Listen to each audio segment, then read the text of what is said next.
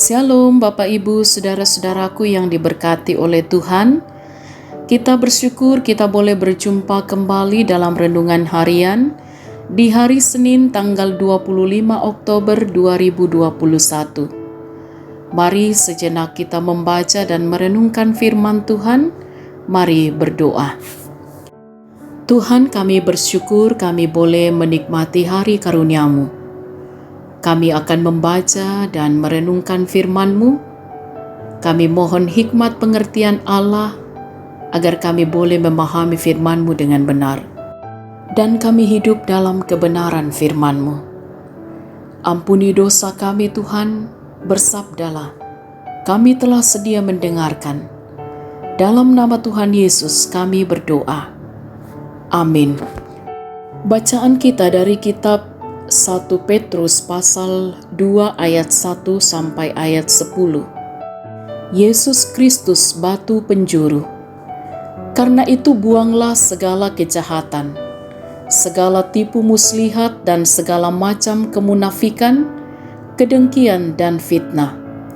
Dan jadilah sama seperti bayi yang baru lahir, yang selalu ingin akan air susu yang murni dan yang rohani, supaya olehnya kamu bertumbuh dan beroleh keselamatan. Jika kamu benar-benar telah mengecap kebaikan Tuhan. Dan datanglah kepadanya, batu yang hidup itu, yang memang dibuang oleh manusia, tetapi yang dipilih dan dihormat di hadirat Allah. Dan biarlah kamu juga dipergunakan sebagai batu hidup untuk pembangunan suatu rumah rohani, bagi suatu imamat kudus, untuk mempersembahkan persembahan rohani yang karena Yesus Kristus berkenan kepada Allah.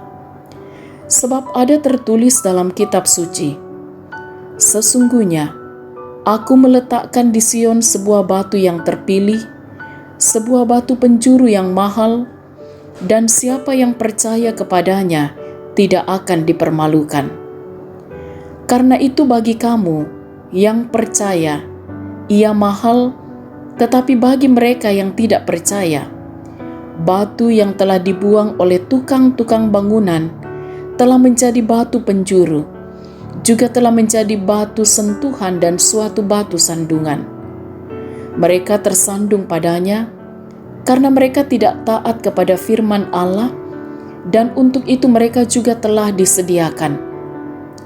Tetapi kamulah bangsa yang terpilih, imamat yang rajani, bangsa yang kudus, umat kepunyaan Allah sendiri, supaya kamu memberitakan perbuatan-perbuatan yang besar dari Dia, yang telah memanggil kamu keluar dari kegelapan kepada terangnya yang ajaib.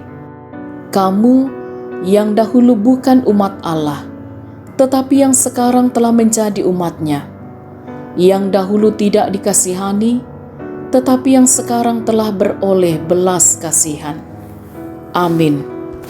Tema renungan kita ialah menjadi batu hidup, menjadi batu tuo.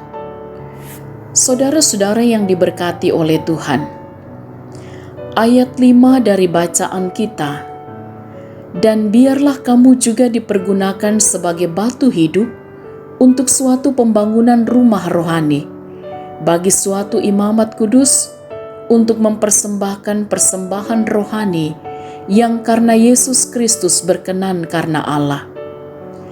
Batu yang akan dipakai untuk membangun terlebih dahulu, dilihat mana yang baik dan kuat, meskipun harganya lebih mahal, sebab akan dipergunakan pada sebuah bangunan. Apabila batu untuk pondasi, maka tentu batunya harus yang kuat, sebab di situ juga akan tersusun batu yang lain dan akan berdiri sebuah bangunan yang bobotnya berat. Batu pada sebuah bangunan tidak akan berdiri sendiri, melainkan sebuah batu dihubungkan dengan batu yang lainnya, dan akhirnya berdirilah sebuah bangunan. Saudara-saudara, inilah yang menjadi bahan ajar Paulus untuk mengingatkan jemaat bahwa kita orang percaya adalah keluarga, satu keluarga. Kita disebut sebagai batu hidup, bukan batu mati. Oleh karena itu, baik kalau hidup kita selalu dikaitkan dengan sesama kita orang percaya, sehingga kita bisa berdiri sebagai sebuah bangunan yang kokoh. Batu yang kita pakai untuk membangun selalu disusun dengan batu lain, diatur dengan baik, sehingga selaras dan baik untuk dipandang mata. Itulah juga yang akan membuat bangunan itu menjadi kokoh. Ayat 9 katakan, "Tetapi kamulah bangsa yang terpilih, imamat yang rajani, bangsa yang kudus, umat kepunyaan Allah sendiri, supaya kamu memberitakan perbuatan-perbuatan yang besar dari Dia, yang telah memanggil kamu keluar dari kegelapan kepada terangnya yang ajaib." Saudara-saudaraku yang diberkati oleh Tuhan, kita sudah menjadi satu keluarga, sebab kita adalah umat Tuhan. Artinya kita sudah disatukan dalam sebuah persekutuan, sehingga kita tidak lagi berdiri sendiri dan memikirkan diri sendiri, melainkan kita harus terus bersatu, sehingga jemaat akan berdiri kokoh. Amin. Marilah kita berdoa.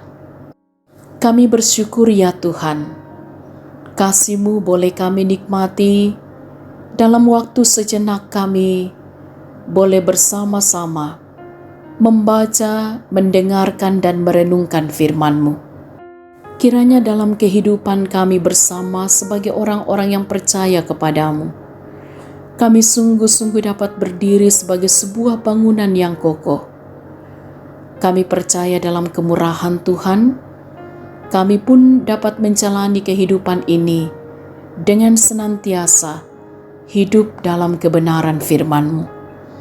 Kami berdoa Tuhan, jaga lindungi kami sepanjang hari ini dalam berbagai tugas tanggung jawab kami, pekerjaan, pelayanan, bahkan peran kami masing-masing. Kiranya semuanya dapat kami lakukan dengan penuh tanggung jawab, dengan takut akan Tuhan. Tetaplah berkati keluarga kami, berkati anak-anak, biarlah mereka pun juga akan terus menikmati kasih Tuhan. Kami berdoa Tuhan, bagi saudara-saudara kami yang saat ini sedang sakit, kuatkan mereka untuk terus yakin akan kuasa dan kasih-Mu.